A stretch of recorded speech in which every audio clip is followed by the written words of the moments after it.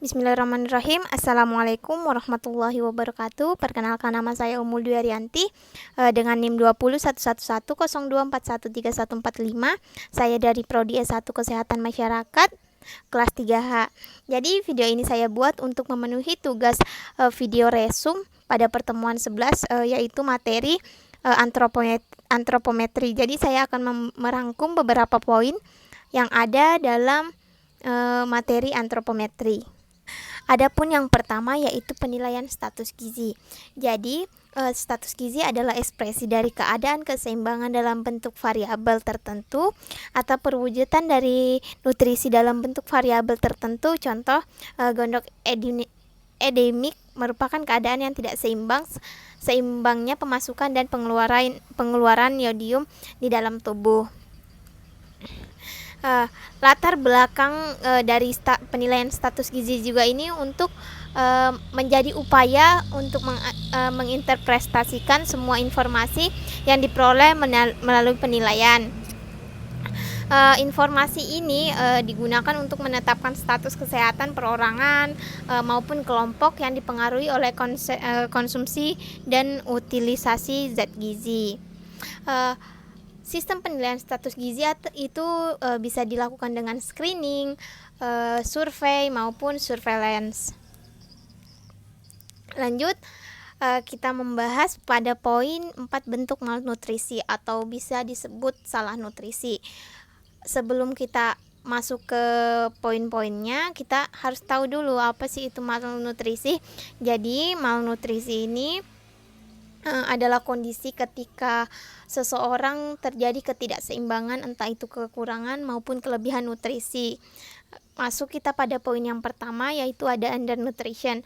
Undernutrition ini adalah kondisi di mana tubuh ini mengalami kekurangan asupan nutrisi yang disertai dengan penurunan berat badan. Contohnya itu pada anak terlalu kurus untuk usianya, bisa juga mengalami stunting, bisa dapat mengalami stunting jika kekurangan nutrisi.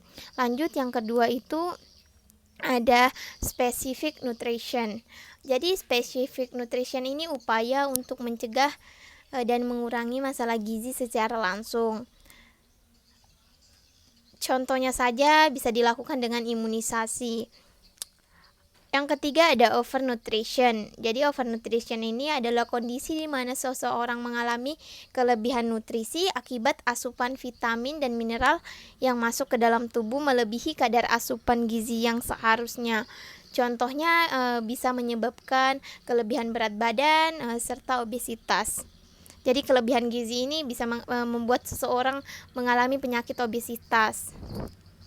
Yang keempat, yang terakhir ini ada imbalance. Jadi gizi imbalance ini adalah gizi yang tidak seimbang yang mengacu pada rasio nutrisi yang tidak tepat.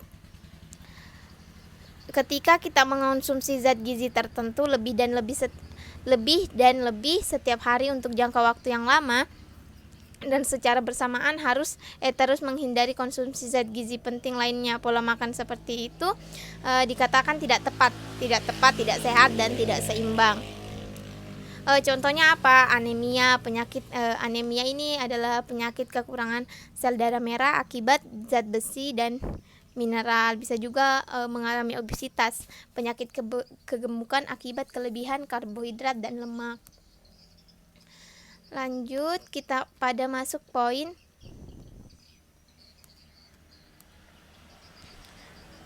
kelompok rasio. Jadi kelompok RESTI. Jadi RESTI ini adalah singkatan dari resiko tinggi.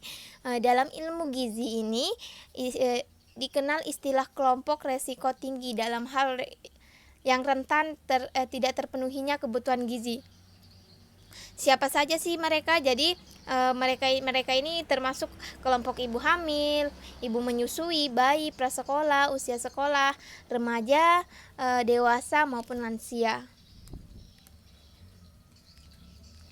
Lanjut, macam-macam penilaian status gizi. Jadi penilaian status gizi bisa dilakukan dengan dua cara, yaitu penilaian status gizi secara langsung. Jadi penilaian status gizi secara langsung ini dapat dibagi menjadi 4. yaitu antropometri, klinis, biokimia, dan biofisik. Sedangkan penilaian gizi yang kedua, penilaian gizi secara tidak langsung itu bisa dibagi 3, yaitu dengan survei konsumsi makanan, statistik vital, dan faktor ekologi.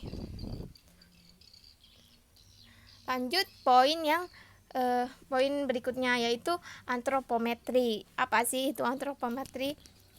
Jadi antropometri ini merupakan suatu pengukuran variasi dimensi, fisik, dan komposisi tubuh secara kasar pada beberapa tingkat umur dan tingkat gizi. Ada 2 macam ukuran antropometri. Yang pertama itu massa jaringan.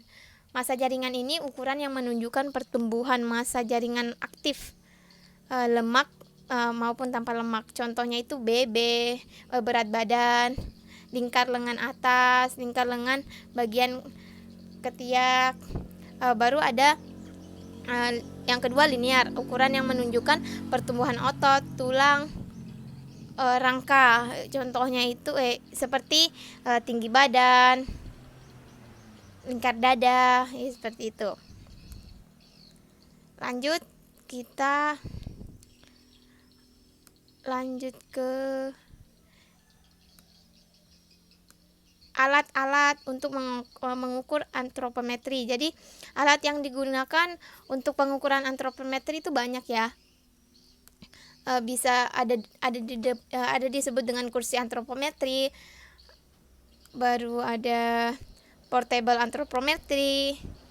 Lanjut ada antropometric case stunting education. Jadi ini digunakan untuk mengukur apakah anak-anak ini terdeteksi stunting. Jadi digunakan untuk mendeteksi stunting pada anak.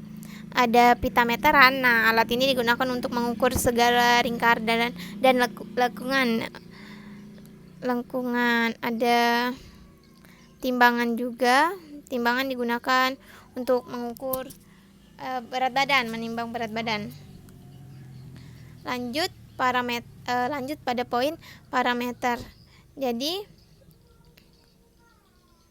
jenis-jenis parameter ini ada umur, ada berat badan.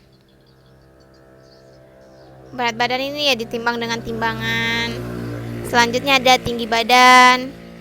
Pengukuran tinggi badan ini bisa diukur untuk balita itu bisa diukur dengan mikrotoa.